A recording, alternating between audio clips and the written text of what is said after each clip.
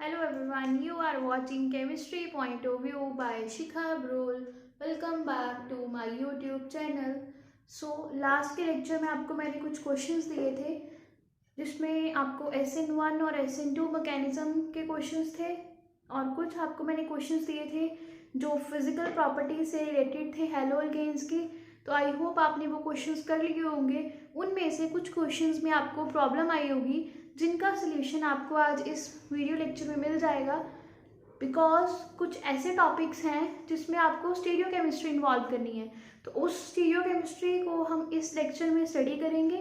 So I hope with the end of this lecture आपके जो कल वाले क्वेश्चंस थे वो सारे कवर हो जाएंगे। सो हम स्टार्ट करते हैं सबसे पहले न्यूक्लियोफिलिक सब्स्टिट्यूशन के साथ। तो आपको मैंने लास्ट लेक्चर में बताया था that nucleophilic substitution is of two types, SN1 and SN2।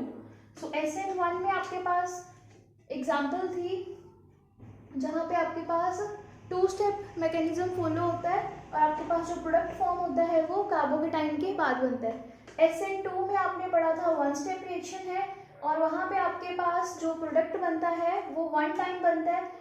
Bond formation bond breakage एक ही स्टेप में होती है और वहाँ पे आपको पता है ट्रांजिशन स्टेट इन्वॉल्व होती है। अब हम आगे कंटिन्यू करते हैं इसी चीज़ को और हम देखेंगे कैसे हमारे पास कुछ ऐसे फिक्स ऑर्डर हैं जहाँ पे SN1 रिएक्शन ही फॉलो होगी और कुछ ऐसे ऑर्डर है जहाँ पे SN2 ही फॉलो होगी।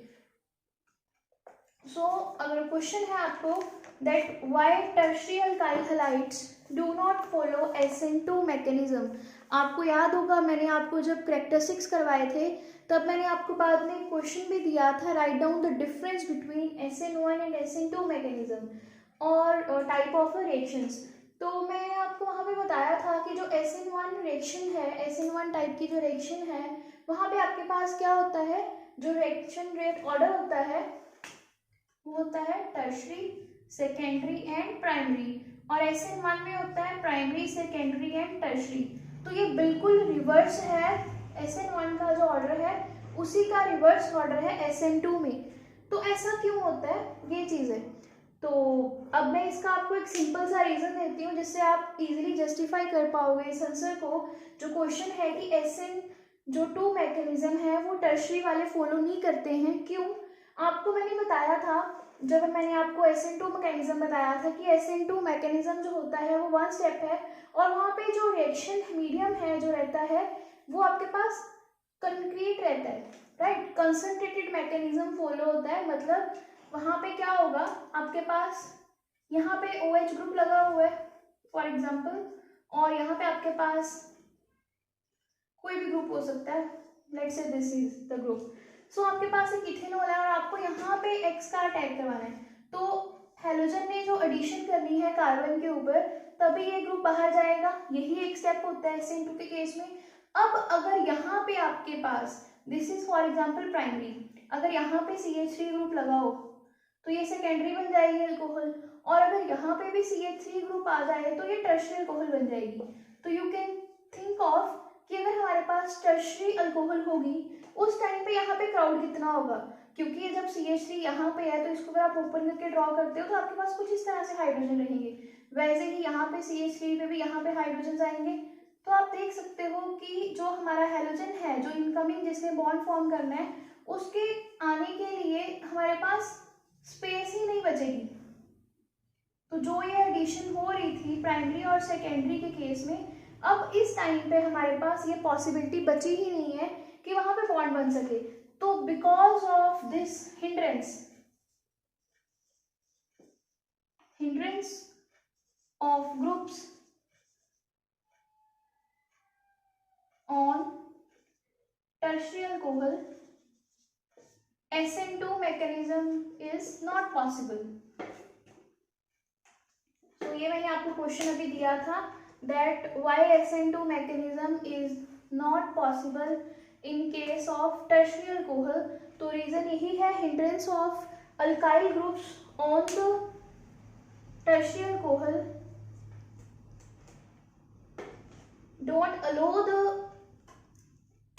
X negative atom to attack on the carbon atom, क्योंकि हमें पता है जो हेलोजन आएगा उसने बैक साइड से अटैक करना है। अगर उसको SN2 मैकेनिज्म फॉलो करना है तो बैक साइड से अटैक करने के लिए पॉसिबिलिटी भी तो होनी चाहिए, तभी वो यहाँ से अटैक करेंगे और ये बॉन्ड जाएगा।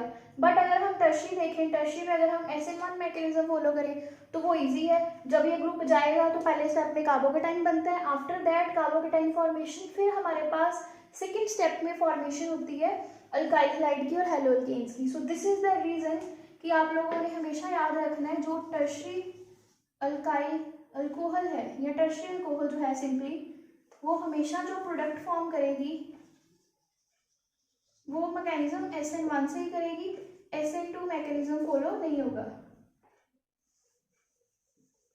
और जो प्राइमरी अल्कोहल है,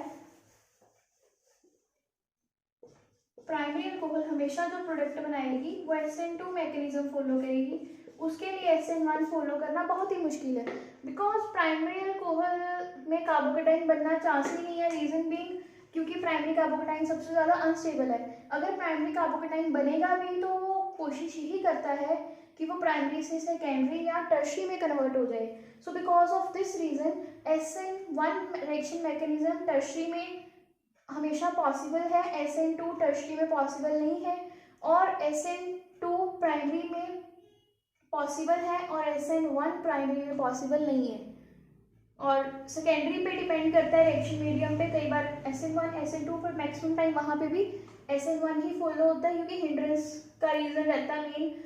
SN2 में हमारी प्रेफरेंस यही होती है कि कम से कम हिंड्रेंस हो, तभी हमारे पास प्रोडक्ट फॉर्म होगा, क्योंकि जैसे ही हिंड्रेंस होगी तो लिविंग ग्रुप का जाना तो ईजी है, बट जो कमिंग न्यूक्लियोफाइल है जो X नेगेटिव है उसका बॉन्ड बनाना बहुत मुश्किल है। अगर रश ज़्यादा होगा तो आप उस पॉइंट पे जाके बॉन्ड बना ही नहीं पाओगे, तो आपके लिए ड्रॉ करना यहाँ पे अगर मुश्किल है तो उस न्यूक्लियोफाइल के लिए कार्बन को अप्रोच करना बहुत ही ज़्यादा मुश्किल है, इसके कारण SN2 रिएक्शन मैकेनिज्म फॉलो नहीं होता है टर्शरी के केस में।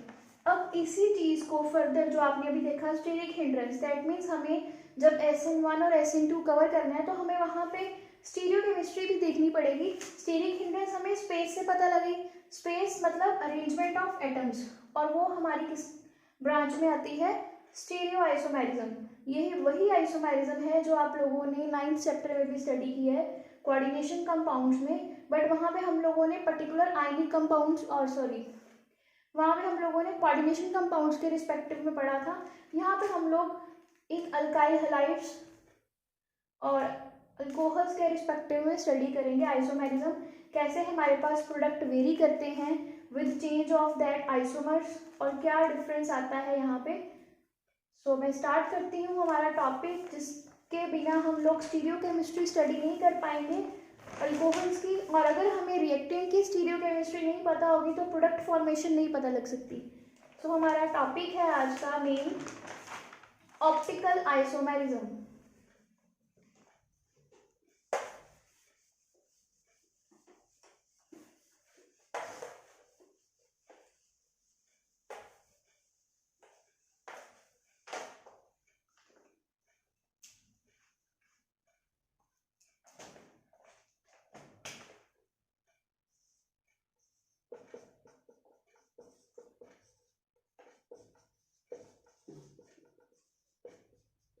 आप लोगों को याद होगा आइसोमर्स क्या होते हैं। आइसोमर्स वो होते हैं जिनका मॉलिक्यूलर फॉर्मूला सेम रहता है बट उनकी जो ज्योमेट्री है और जो अरेंजमेंट है वो डिफरेंट होती है। सो ऑप्टिकल आइसोमेरिज्म में हम लोग बात करेंगे लाइट की, क्योंकि कोई ऑब्जेक्ट ऑप्टिकली एक्टिव है या इनएक्टिव है, हम लाइट से रिलेटेड चीज़ें उसमें देखते हैं। कौन सा मॉलिक्यूल ऑप्टिकली एक्टिव है, ऑप्टिकली इनएक्टिव है, उसके बिना आप लोग SN1 SN2 नहीं कर पाओगे। आपको मैंने लास्ट के लेक्चर में भी जब मैकेनिज्म करवाया था तो आपको मैंने वेज बॉन्ड और डैश बॉन्ड के साथ एक रिएक्टेंट शो किया था। उसकी स्टीरियोकेमिस्ट्री को स्टडी करने के लिए हमें ऑप्टिकल आइसोमेरिज्म कवर करना पड़ेगा। सो सबसे पहले ऑप्टिकल आइसोमेरिज्म में जो फर्स्ट टॉपिक रहता है वो होती है plane polarised light. So first section है आपका plane polarised light. I hope आप लोगों ने फिजिक्स में ये चीज़ पढ़ ली होगी ऑप्टिक्स में, बट अगर आप लोगों ने नहीं कवर किया है तो ये टॉपिक आपका यहाँ पे अच्छे से कवर हो जाएगा। फिजिक्स में भी ये सेम ही रहता है टॉपिक। तो प्लेन पोलराइज्ड लाइट क्या होती है? Ordinary light, that is your polychromatic light.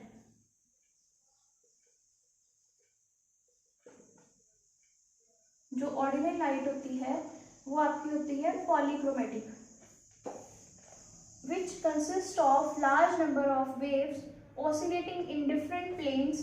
For example, white light. जो white light है वो हर प्लेन में मूव कर रही है, तो उसको हम पॉलीक्रोमेटिक बोलते हैं, उसको हम पोलराइज्ड, प्लेन पोलराइज्ड लाइट नहीं बोलते। सो मोनोक्रोमेटिक लाइट जो होगी, monochromatic light, monochromatic light consists of single wave vibrating in different planes. When ordinary light or monochromatic light is passed through Nicol prism, Nicol prism use करते हैं experiment के लिए,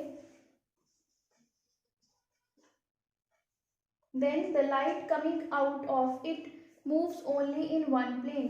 जब हम मोनोक्रोमेटिक लाइट और plain white light, ordinary light अपनी जब पास करवाते हैं निकोल प्रिज्म से, तो प्रिज्म से पास होने के बाद जो लाइट बाहर आती है वो आपकी होती है plane polarised light, and that light is known as a plane polarised light.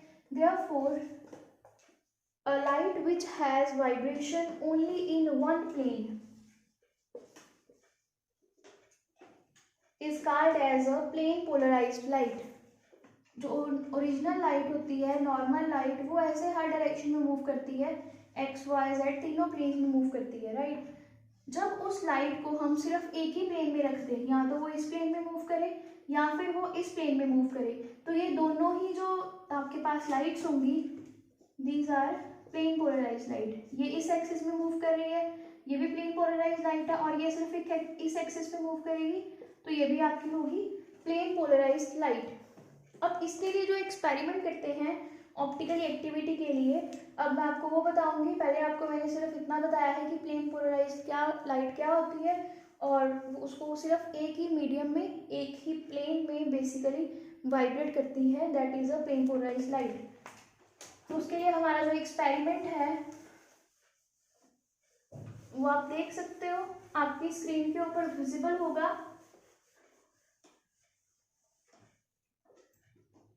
क्योंकि ये एक्सपेरिमेंट मेन फिजिक्स में ही आता है, बट मैं आपको फिर भी बता देती हूँ। अगर आपने कॉपी पे ड्रॉ करना है तो आप इस तरह से ड्रॉ कर सकते हो।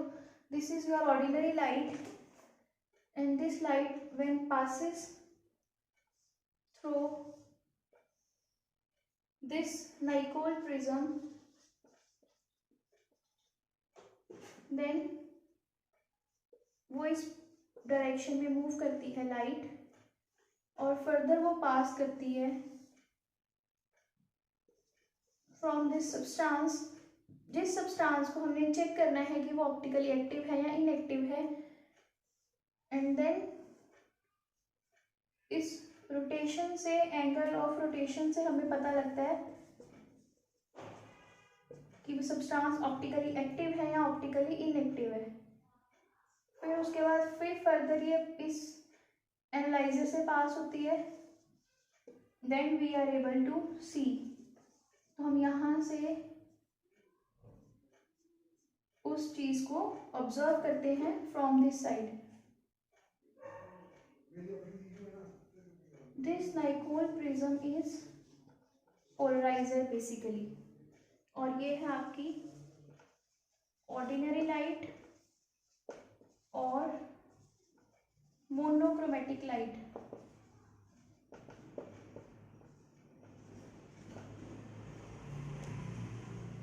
सो आप देख सकते हो इस डायग्राम में, आपको अच्छे से मैंने समझाने की कोशिश की है कि बेसिकली हो क्या रहा है। यहाँ पे हम लोगों ने ऑर्डिनरी लाइट पास की, और वो लाइट पास की हमने Nicol प्रिज्म में से। जब ऑर्डिनरी लाइट जो है वो सारे प्लेन्स में मूव कर रही है, जब उसको हमने पर्टिकुलरली Nicol प्रिज्म से पास किया जो एक पोलराइजर है, तो उसने ऑर्डिनरी लाइट को पोलराइज कर दिया इन वन प्लेन। उसके बाकी के जो प्लेन्स थे वो खत्म हो गए, सिर्फ एक ही प्लेन में लाइट ने मूव करना शुरू कर दिया। अब ये जो लाइट है जो सब्सटेंस में से पास हुई है वो प्लेन पोलराइज्ड लाइट है, एंड देन उसने जो रोटेशन शो की, देन फर्दर वो लाइट फिर पास हुई एनालाइजर से, और हमने जब देखा तो हमें अगर रोटेशन शो होगी तो वो ऑप्टिकली एक्टिव है, अगर हमें ये लाइट की रोटेशन शो नहीं होती है तो वो ऑप्टिकली इनएक्टिव है, राइट। अब आप देख सकते हो कि बेसिकली ऑप्टिकल एक्टिविटी हम लोग कैसे लाइट को यूज़ करके चेक करते हैं कंपाउंड्स की, because compounds are non living, right. तो उन वो बोलेंगे तो नहीं कि हम ऑप्टिकली एक्टिव है या ऑप्टिकली इनएक्टिव है, तो हमें खुद से चेक करना पड़ता है कि कंपाउंड्स ऑप्टिकली एक्टिव है या ऑप्टिकली इनएक्टिव है। उसके लिए सारा सेटअप होता है। और ये जो एक्सपेरिमेंट है ग्रेजुएशन क्लास में भी करवाया जाता है, if you are going to study from any university. So इसमें हम शुगर सोल्यूशन यूज़ करते हैं। इसके अलावा आप लोग वैसे भी कॉलेजेस में भी फिजिक्स लैब में कर लेते हो ये एक्सपेरिमेंट, शुगर सोल्यूशन यूज़ करते हैं और फिर हम पोलैरिटी चेक करते हैं कि वो ऑप्टिकली एक्टिव है, तो मतलब कितनी लाइट से रोटेशन आ रही है, ऑप्टिकली एक्टिव है भी है सोल्यूशन या नहीं, तो वो सब चीज़ें। सो बेसिकली हो क्या रहा है यहाँ पे, when plane polarised light is pass through a substance और a solution of a substance, then it may or may not rotate the plane polarized light, जो मैंने आपको बताया। So if a substance rotates the path of plane polarized light, then the substance is optically active substance, and those substances which do not rotate the plane polarized light are called as optically inactive substances. So the phenomena of rotation of path of the plane polarized light is called as optical activity. तो ये जो हमने किया check substance optically active है या optically inactive है, इसको हम बोलते हैं ऑप्टिकल एक्टिविटी। मतलब हमने क्या किया, हमने एक एक्टिविटी की और उससे हमने ये चेक किया कि जो हमारा सब्सटेंस है वो क्या है, ऑप्टिकली एक्टिव है या ऑप्टिकली इनएक्टिव है। तो जो ये फिनोमिना हम करते हैं इसको हम बोलते हैं optical activity. So the substances which rotate the path of plane polarised light toward the right hand side are called as dextrorotatory. और आपको याद होगा, आपको मैंने ये चीज़ बायोमॉलिक्यूल्स में पढ़ाई थी, डेक्स्ट्रोरोटेटरी और लीवोरोटेटरी। तो ये उसका डिटेल्ड एक्सपेरिमेंट है और उसको इस तरह से परफॉर्म किया जाता है। और आपको याद होगा वहां पे हम सिंबल लिखते थे plus sign for dextrorotatory and negative sign for लेवोरोटेटरी।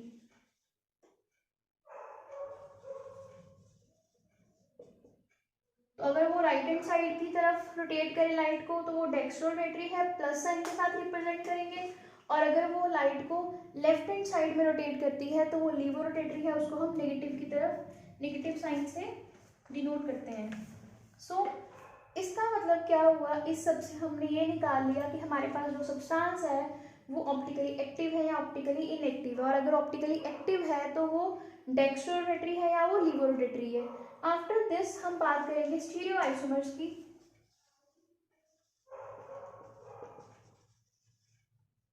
Stereo isomers, so stereoisomers which have same structure, same physical and chemical properties but which differ in their behavior towards plane polarized light are called as optical isomers। जो मैंने आपको topic बताया, हम optical isomerism कर रहे हैं, तो वो बेसिकली कैसे डिपेंड करता है प्लेन पोलराइज्ड लाइट के ऊपर, ये चीज़ आपको क्लियर होगी। ऑप्टिकल एक्टिविटी चेक करोगे तभी आपको पता लगेगा जो आइसोमर्स है वो ऑप्टिकली एक्टिव है कि इनएक्टिव है। एक ही चीज़ के different isomers different nature show करते हैं।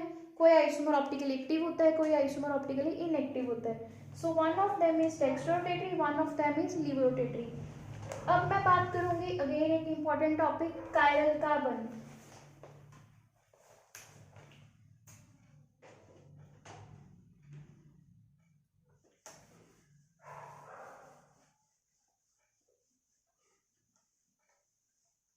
ये चीज़ आपने जो भी पढ़ी है ऑप्टिकल आइसोमर्स, ये आपको काफ़ी हेल्प करेंगे जब आपने रिएक्शन मैकेनिज्म कवर करना है, स्पेशली जब आपको स्टीरियो आइसोमर्स दिए होंगे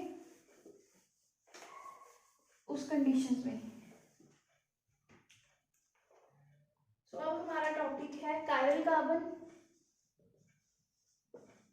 ये जो टॉपिक आप आज पढ़ रहे हो ये सारे टॉपिक आपके ऑर्गेनिक में हेल्प करेंगे। जितने भी हमारे चैप्टर आगे हमने करने हैं उनमें ये टर्म्स मैं बार बार यूज़ करूँगी। तो आज आपको मैं उन टर्म्स के बारे में बता रही हूँ और ये SN1 SN2 के क्वेश्चंस में भी हेल्प करते हैं। कुछ क्वेश्चन सिंपली डायरेक्ट हम नहीं कर सकते तो वहाँ पे आपको ये सब चीज़ें इन्वॉल्व करनी ही पड़ती हैं। सो अगला टॉपिक है कायरल कार्बन। कायरल कार्बन भी बेसिकली ऑप्टिकल आइसोमेरिज्म में ही आते हैं। ये होते हैं एसिमेट्रिक कार्बन। एसिमेट्रिक का मतलब वो कार्बन जो सिमेट्रिक नहीं है। सिमेट्रिक मतलब जो स्टेबल होता है, राइट। अगर आप लोग 7th 8th में पढ़ते थे सिमेट्री, तो आगे ही देखते थे कि कौन सी चीज़ सिमेट्रिकल है, मतलब जब जिसको जितना मर्जी रोटेट कर लो उसकी इमेज वैसे की वैसी रहे, आइडेंटिकल रहे, वो सिमेट्रिक है। तो यहाँ पे है कार्बन एसिमेट्रिक, मतलब जिसकी आइडेंटिकल इमेज नहीं रहेगी। So in simple layman language अगर हम डिफाइन करें, a carbon atom which is attached to 4 different groups is called as a chiral carbon. जैसे आपके पास एक ये कार्बन है, इसकी एक साइड पे H है, एक साइड पे CH3 ग्रुप है, एक साइड पे OH ग्रुप है, एक साइड पे इथाइल ग्रुप है। तो ये जो कार्बन है आप देख सकते हो 4 डिफरेंट ग्रुप्स के साथ अटैच है। So this carbon is known as your chiral carbon.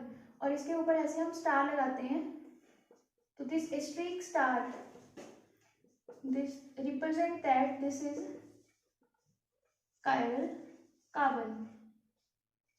जिसके चारों डायरेक्शंस में 4 डिफरेंट डायरेक्शंस में 4 डिफरेंट जो एटम्स हैं वो लगे हुए हैं और ग्रुप्स लगे हुए हैं, उसको हम बोलते हैं कायरल कार्बन और एसिमेट्रिक कार्बन।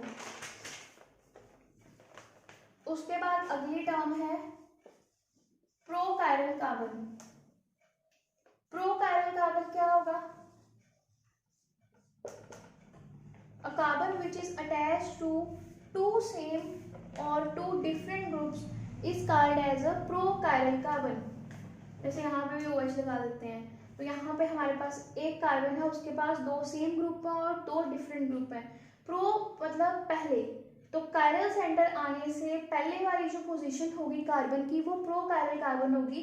अगर यहाँ पे हम इसको रिमूव करके H लगा देंगे तो ये कायरल बन जाएगा, और अगर OH आ गया तो 2 ग्रुप सेम हो गए तो ये प्रोकायरल बन गया। So this is the example of prochiral carbon. और यहाँ पे हम लोग स्टार फिर नहीं लिखेंगे। तो आपको कायरल और प्रोकायरल में डिफरेंस पता लगना चाहिए। प्रोकायरल वो कायरल कार्बन होंगे, वो कार्बन होंगे बेसिकली प्रोकायरल कार्बन, जहाँ पे 2 ग्रुप सेम होंगे और 2 ग्रुप डिफरेंट होंगे। वो कुछ भी हो सकता है, यहाँ पे तो पर्टिकुलर मैं आपको एग्जांपल दे रही हूँ। जैसे यहाँ पे H OH और यहाँ पे CH3 भी हो सकता है। कोई भी 2 ग्रुप सेम हो सकते हैं, ऐसा नहीं है कि मैम ने OH 2 कर दिया तो 2 OH होंगे तो वो प्रोकायरल है, और अगर आपके पास 2 H आ गए तो वो प्रोकायरल नहीं है। कोई भी 2 ग्रुप अगर सेम होंगे एक कार्बन के ऊपर और 2 ग्रुप डिफरेंट होंगे उसके ऊपर, तो वो कार्बन जो है वो प्रोकायरल ही कहा जाएगा। और अगर उसके चारों ग्रुप डिफरेंट है तो वो क्या होगा, वो कायरल कार्बन होगा। यहाँ पे बहुत से बच्चे गलती ये करते हैं कि यहाँ पे भी मैम ने कहा डिफरेंट ग्रुप है तो कार्बन कार्बन तो सेम ही है, तो ये सेम ग्रुप है। फिर से देख लो, मैंने आपको बोला है ग्रुप्स, तो ये डिफरेंट ग्रुप है दोनों, ये अलग ग्रुप है, ये अलग ग्रुप है। This is your chiral carbon and this is your prochiral carbon. इन दोनों में डिफरेंस है, आप देख सकते हो। जहाँ पे 4 ग्रुप डिफरेंट है वो कायरल है, जहाँ पे 2 ग्रुप सेम है और 2 ग्रुप डिफरेंट है वो प्रोकायरल है। आफ्टर दिस अब हम बात करेंगे ऑप्टिकल एक्टिविटी का। रीजन क्या है, कोई कंपाउंड ऑप्टिकली एक्टिव क्यों होता है, कोई कंपाउंड लाइट को पास क्यों करता है और वो उसकी रोटेशन क्यों करता है, कोई कंपाउंड या कोई आइसोमर वी कैन से लिवोरोटेटिव डेक्सट्रोरेटिव क्यों बिहेव करता है, हम वो देखेंगे। सो आप लोग लिख सकते हो रीजन और cause of optical activity.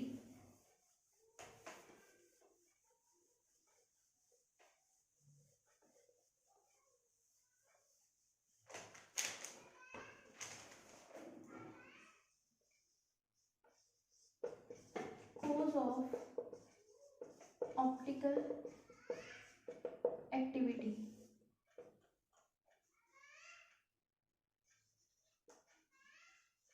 Chirality और dissymmetry is cause of optical activity. तो अगर कोई कार्बन किसी मॉलिक्यूल में कायरल है तो वो ऑप्टिकली एक्टिव ही होगा कंपाउंड, और अगर कायरल कार्बन नहीं है तो वो कंपाउंड ऑप्टिकली एक्टिव नहीं होगा। Chirality means non super imposable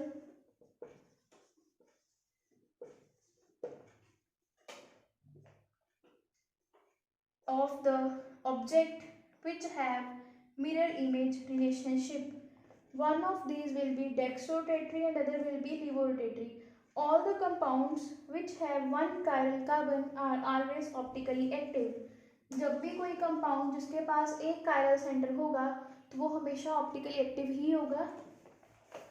for example हमारे पास एक कार्बन है जिसके पास एक OH ग्रुप है, एक H ग्रुप है, एक आपको मैंने यूजिंग बॉन्ड बताया था, एक डार्क बॉन्ड है और एक वेज बॉन्ड है.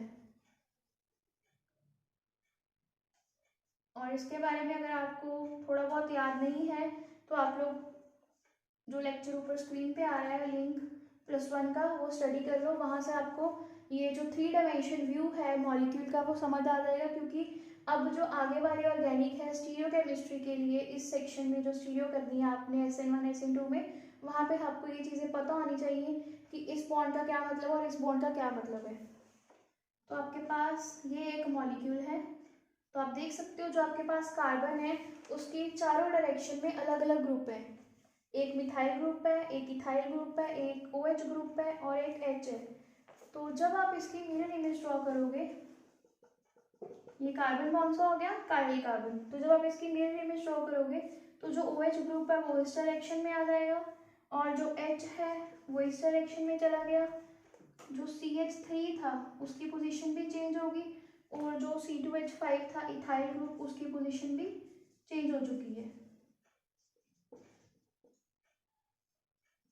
राइट. तो ये हम लेंगे नेगेटिव, ये हम लेंगे पॉजिटिव. बाय कन्वेंशन हमने इसको पॉजिटिव नेगेटिव लिखा है. सो ये जो है ये कंपाउंड क्या है, ऑप्टिकली एक्टिव है. क्यों? क्योंकि इसके पास था कायरल सेंटर. जब भी कायरल सेंटर होगा तो उसकी जो मिरर इमेज बनेगी वो इसकी नॉन सुपर इम्पोजिबल होगी.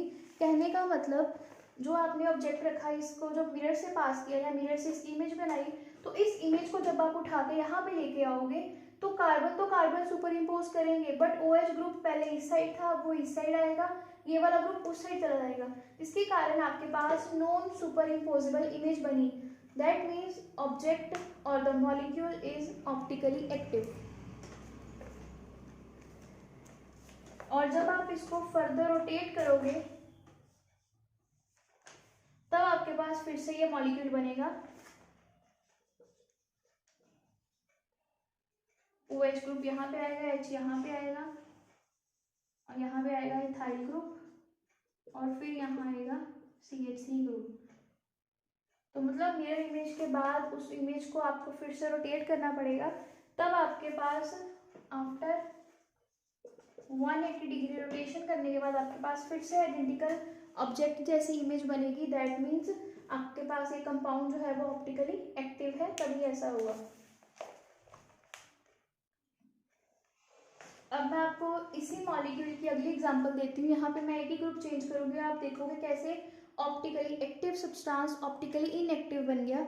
अब हमारे पास सेकेंड एग्जांपल है जहाँ पे मैंने इथाइल की जगह पे मिथाइल ग्रुप कर दिया. सेकेंड एग्जांपल आप देखना कैसे आपके पास एक सिंगल ग्रुप को चेंज करने से जो मॉलिक्यूल है वो कायरल नहीं रहता, कार्बन कायरल नहीं रहता है और आपके पास जो कंपाउंड की नेचर है वो चेंज हो जाती है. अब आपके पास 2 CH3 ग्रुप में, मतलब ये हमारा क्या बन गया, प्रो कायरल कार्बन. ठीक है. तो इसकी जब आपने मिरर इमेज बनाई तो ये बनेगी और जब आप इसकी मिरर इमेज को रोटेट करोगे 180 से तो फिर से ये वही चीज़ बन जाएगी. ठीक है. बट यहाँ पे देखने वाली चीज़ ये है कि जो ग्रुप्स हैं वो सेम रह रहे हैं. तो अगर आप उसको सुपर इम्पोज करोगे भी तो आपके पास रोटेशन आएगी OH की इधर, बट आफ्टर रोटेशन वो फिर से वैसी ही चीज़ बन जाएगी. और अगर आप इसको 3 डायमेंशनल नहीं कर पा रहे तो मैं आपको 2 डायमेंशन बता सकती हूँ. इस चीज़ को ईजीली अंडरस्टैंड कर लोगे आप लोग जो मैं चीज़ बोल रही हूँ. यहाँ पे कैसे आपके पास कंपाउंड जो है एक OH ग्रुप है, एक H ग्रुप है, एक CH3 था और एक C2H5. ये फर्स्ट कंडीशन थी. जब इसकी मिरर इमेज बनी आपके पास तो आप देख सकते हो OH यहाँ आ गया, H यहाँ पे चला गया, C2H5 तो यहीं पे रहेगा और CH3 भी यहीं पे रहेगी. जब आप इसकी मिरर इमेज बनाओगे तो ये बन गया नेगेटिव, ये पॉजिटिव बाय कन्वेंशन। जब आप इसको 180 से रोटेट करोगे after rotation with the plane, तो ये चीज़ ऊपर चली जाएगी, ये चीज़ नीचे आ जाएगी। प्लेन ऐसे पास किया हमने तो ये चीज़ ऐसे रहेगी C2H5 और यहाँ पे आ गया CH3, तो ये बन गया फिर से नेगेटिव। तो आफ्टर रोटेशन विद 180 अगेन ये चीज़ नहीं बनती है, सेम चीज़ नहीं बनती है जब हमारे पास एक काइरल कार्बन है, राइट। तो ये ऑप्टिकली क्या है, एक्टिव है। पर अगर मैं यहाँ पे लिख देती हूँ CH3, अब आप इसको पास करो लाइट मिरर इमेज बनाओ तो अगेन वो सेम ही बनेगी, राइट। तो दो ग्रुप सेम है तो उनकी जो मिरर इमेज है वो सुपर इम्पोज करेगी। अगर आप 3 डायमेंशन नहीं करते हो, आप 2 डायमेंशन समझ रहे हो स्टूडियो केमिस्ट्री, तो भी कोई प्रॉब्लम नहीं है। तो ये जो कंपाउंड होगा ये क्या होगा, ऑप्टिकली इनएक्टिव, क्योंकि इसकी जो ऑब्जेक्ट है उसकी इमेज मिरर इमेज के साथ सुपर इम्पोज हो रही है। हमारे पास जो प्रोडक्ट है एक ही रोटेशन करने के बाद, या फिर आप देख सकते हो इजीली आप लोग इसकी मूवमेंट कर पाओगे। बट जब आप इस चीज़ को मूव करते थे पहले वाले कंडीशन में, तो वहाँ पे आपके पास ऑप्टिकली एक्टिव सिनारियो आता है और यहाँ पे आपके पास आता है ऑप्टिकली इनएक्टिव।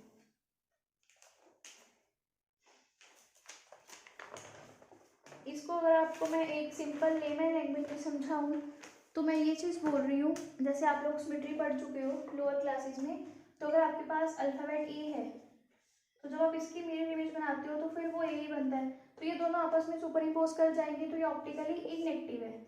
पर अगर इसकी जगह पे आप लोग लेते हो अल्फ़ाबेट एस या फिर अल्फ़ाबेट आर, तो आप देखना आपके पास ऑप्टिकली एक्टिव आएगा कि ऑप्टिकली इनएक्टिव आएगा।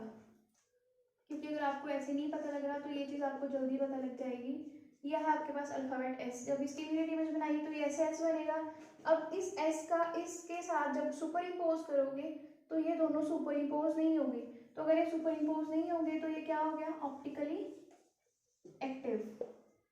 ये आर है अल्फ़ाबेट, इसको भी जब आप लोग मिरर इमेज में ड्रॉ करोगे तो ऐसे ड्रॉ होगा, ये भी आपके पास ऑप्टिकली एक्टिव रहेगा। अगर अल्फ़ाबेट ओ बनाते हो तो अल्फ़ाबेट जो ओ है वो सुपर इम्पोज कर जाता है ऑप्टिकली इनएक्टिव। ऐसे आप लोग ABC के सारे अल्फ़ाबेट्स को ऑप्टिकली एक्टिव और इनएक्टिव चेक कर सकते हो। तो जो सुपर इम्पोज नहीं करता है अपनी इमेज के साथ ऑब्जेक्ट वो ऑप्टिकली एक्टिव है, और जो सुपर इम्पोज कर जाता है वो ऑप्टिकली इनएक्टिव है।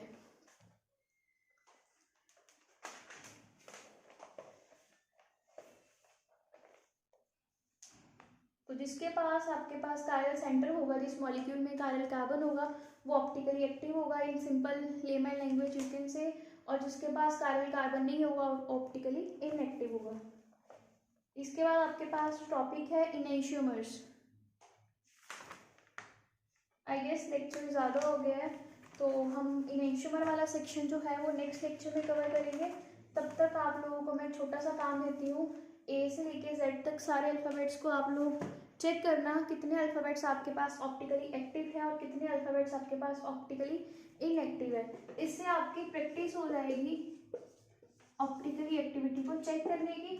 नेक्स्ट लेक्चर में हम लोग इनेंशियोमर्स कवर करेंगे, वहाँ पे फिर हम इसको देखना कैसे रिलेट करते हैं SN1 और SN2 मैकेनिज्म के साथ। सो आज के लिए इतना ही, एंड आपके एग्ज़ाम आ रहे हैं इंटरनल प्री बोर्ड लाइक, तो all the best for your exams. See you in the next lecture, till then thank you for watching and share my channel with your friends. Share this video as much as you can.